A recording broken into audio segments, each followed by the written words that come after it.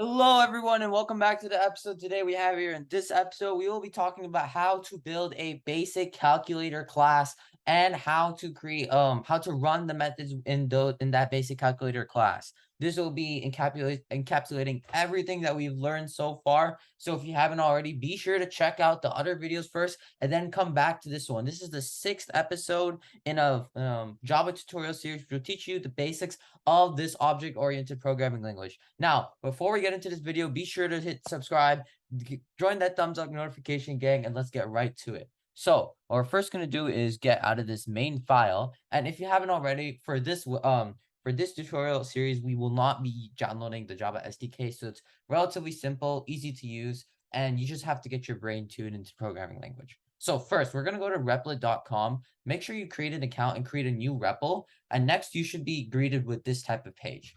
Go ahead and click the add file option and name it calculator.java. So you're going to be greeted with this window over here. And we're first going to create a class. So let's go ahead and create a class, public calculator, public class calculator. And the curly braces. Now, let's go ahead and create our main method, public static void main string args. So we have our main method and we have our calculator class. Now, we want to build a calculator. So we need to create an object and we want to have the object execute certain actions such as adding two numbers, subtracting two numbers, dividing, multiplying, and modulo, and so forth. So let's go ahead and create the constructor. Now, see if you can create the constructor on your own by pausing the video here and trying to do it. If you can't, feel free to unpause the video and we'll talk about this right now. So a constructor, if you recall earlier, a constructor is basically a special type of method where there is no return type, so you don't put void or string or int or whatever. And it's a special method that allows you to create objects. So let's go ahead and say public because we want to be able to access this in other classes and methods. And then let's go ahead and say the name of the class, and which is the same as the name of the file, calculator. And of course, we need our parentheses to indicate its method and our curly braces. Now, inside the constructor, we do not put anything. And the reason for this is because when we're creating a calculator object, we don't pass it inputs and we don't need the inputs to assign to instance variables. Notice how typically I skip that step of creating instance fields to instance variables.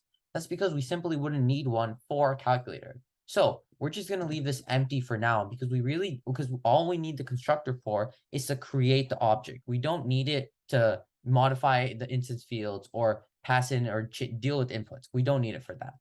So let's go ahead and create our first method, an addition method. Now, if you recall earlier, a method is allows you to change behavior or state the behavior of the program or add action to it. So let's go ahead and write the method header. The first thing that we want to do is state whether it's public or private method. In this case, all the methods we write will be public. Then we want to state its return type. Since we're just adding the two numbers together, we don't really need to return a sum. Actually, we could return a sum. Let's go ahead and actually specify the return type as int. Because suppose you want to store the number somewhere, right? So let's go ahead and say public int, I don't know, addition. And we need to pass in parameters because we need we need input as to what numbers we're adding. So we're going to say int num1, int num2. Now, since it's not void and it has return type, we have to return the sum of two numbers. So we're going to go ahead and say return num1 plus num2. And all this is doing is returning the sum of two numbers. Let's go ahead and test our code so far. So let's create a calculator object.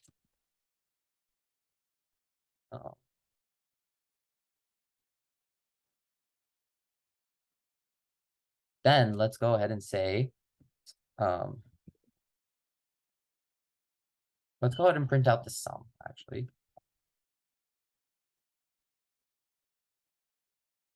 Let's say 5 and 7. Now, oh,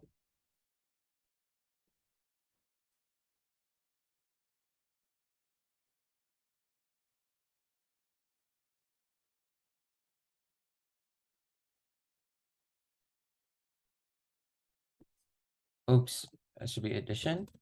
Now, one thing that we'll have to do is we're gonna have to say let's actually run this again.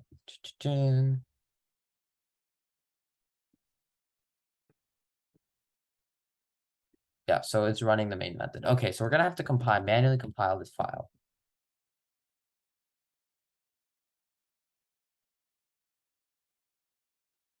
And give it a bit.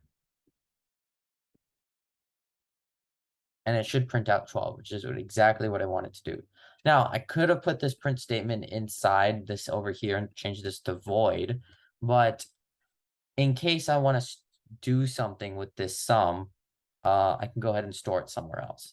Now, I encourage you to pause the video and try and do the multiplication, division, and subtraction methods. But let's go ahead and do them all right now. So subtraction. And we're going to go ahead and we're just going to use this addition method as a template. We're going to change this to subtraction. And then instead, we're going to say num1 minus num2. Now we're going to do multiplication.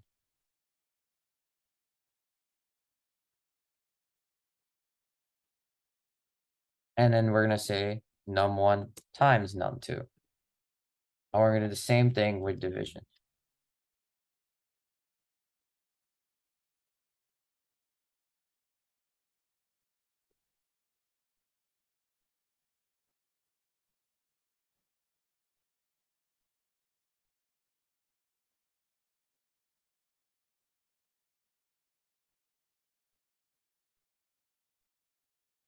Now we're going to do, and that should be it for our basic calculator function.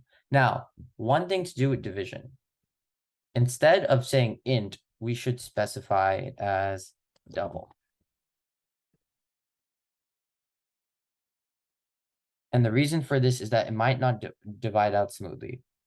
Now, also another thing is that I did int because I was keeping in mind that but with this calculator, we just do basic functions using only integers, but you can go ahead and change these to double. Now, this was the calculator class, and we can go ahead and just, change. We can go ahead and accept mult. We change this to multiply.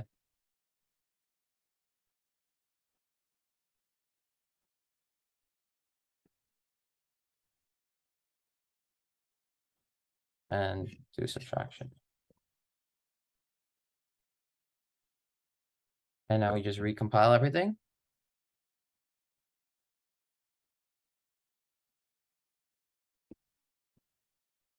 And it should work. So hopefully you guys were able to take away something and understand today's class. And I'll see you in the next one. As always, take care.